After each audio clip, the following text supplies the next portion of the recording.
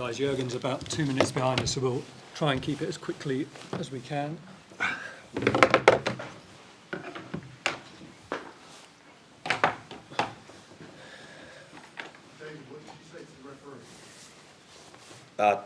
Nothing much, no. Nothing much. We saw you on TV, David, and you were obviously pretty angry then. Have you had a chance to look at it again? Or? Yeah, well, I only had one chance. Didn't have a chance before I spoke to the ref, but I've had a chance to see it since. The difference for me, and you probably hear them coming out with some rubbish like he needed to break his fall. Well, if you lunge at the ball, you know, it's your own fault for lunging and being out of control in the tackle. Now, you can break your fall by sliding down and having to put your arm down, but he lunged for the ball. So, for me, that completely nullifies anything what they're talking about breaking the fall. I think it's a penalty kick.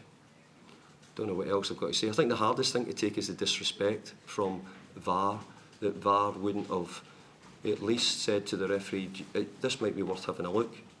So that's telling me then that they don't see that even close to a decision. So I'm surprised, because a lot of football people in here and people who write, and I bet you've seen a lot worse than that recently. What do you put that disrespect down to? Well, somebody in VAR didn't have enough football knowledge to understand that this could be close. Well, disrespect is not a football club. This is a football club and supporters who are all at a game and all. And I'm telling you, all the football people who are involved in it, that whoever it was chose not to send the referee to because the VAR would have said, hey, you should go and check this out. So VAR for me showed no respect whatsoever to us for that this could be close and worth a call. Do you understand the handball? I think I do quite well, yeah, I do. It seems that nobody, people, this is a handball, that's not a handball. Yeah, I think I've had enough games. I've played football for a long time. I think I know when people it happens. By the way, the handball rule has changed dramatically from, and I don't like a lot of it, to be fair. Do I think that the boy meant tonight to hit his hand? No, he didn't. But do I think that he got his hand in the way of a ball going through, made by his own actions? Yes, I do. Look, it's not that. They might need to apologise to the football club. No, we need to win points to be a Premier League team. Is that a reason concern that in terms of mistakes might be still made and have well, do you know what I don't want to do? I don't want to turn it into this, because I actually think that we played well tonight. We didn't get any points. We've done a really good job.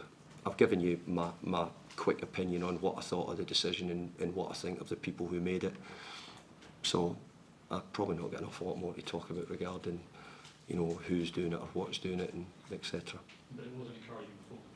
It was, by the way, it was a really tight game. I thought we gave away 2 sloppy goals from our point of view. We could have probably blocked the first one. The second one we get taken under a corner and we don't. And it's something we're pretty good at, but tonight we get outdone on that. We had other close calls which went against us. So can't complain with how the players performed at all, not at all. David, in terms of VAR, what improvements was that to see? Because I think about the Chelsea game today. Moving forward, what improvements do you think? I'm not an expert in it. I'm not.